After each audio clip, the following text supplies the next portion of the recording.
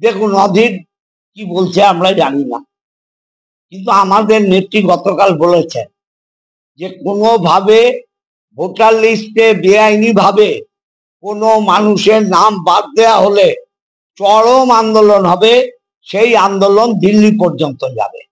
নেত্রী যেটা বলেছেন আমরা সেই পথেই চলি।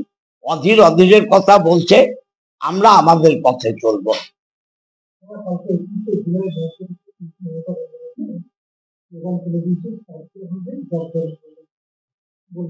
শুনুন, দিদি যেটা বলেছেন এটা তো আমাদের সবাইকেই মানতে হবে, সবাইকেই মানতে হবে। কথায় কথায় নবান্ন অবরোধ, কথায় কথায় দিদির বাড়ি অবরোধ। আমিও আপনাদের বলছি যে অসভ্যতার একটা সীমা আছে। এই অসভ্যতার সীমা লঙ্ঘন করলে, চুচুড়ার পরিবেশকে ধ্বংস করার চেষ্টা হলে, এখানে বিজেপি নেতাদের বাড়িও ঘেরাও হতে দেরি হবে না। বিজেপি নেতাদের বাড়িও ঘেরাও হবে, তার জন্য যেন বিজেপি প্রস্তুত থাকে।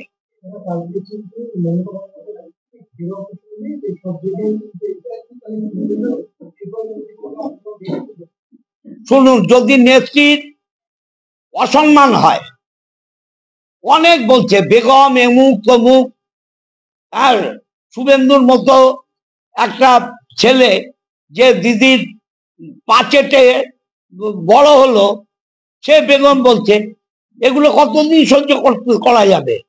এরকম যদি হয়, এরকম যদি হয়, হ্যাঁ, তাহলে আমরা বিজেপিকেও ছেড়ে কথা বলবো না। বিজেপির যে সমস্ত নেতারা আছে তাদের বাড়ি ঘেরাও করে রেখে বলবো, শুভেন্দুকে কান ধরে নিয়ে এসে তার কথা উইথড্র করতে হবে। এগুলো কি অসভ্যতা? সভ্য ভদ্রভাবে কথা বলুক, এটা বিজেপির কালচার, এটা একটা সর্বভারতীয় দল। এর বিরুদ্ধে আমরা এর প্রতিবাদ করছি। ফার্দার এই ধরনের কথাবার্তা হলে আমরা বিজেপির নেতাদের বাড়িও ঘেরাও করব।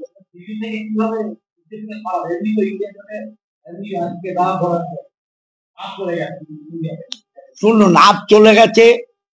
ইন্ডিয়া জোটে বিজেপির বিরুদ্ধে মানুষ হচ্ছে, গর্জে উঠছে। কোনো জোটের দরকার নেই। আপনারা 2011-য় তৃণমূল এইভাবে ক্ষমতায় চলে আসবে আপনারা ভেবেছিলেন? সিপিএম এর বিরুদ্ধে মানুষ গর্জে উঠেছিল। বুথে বুথে এজেন্ট ছিল না আমাদের অনেক এমএলএ, তারা জিতে গেছে।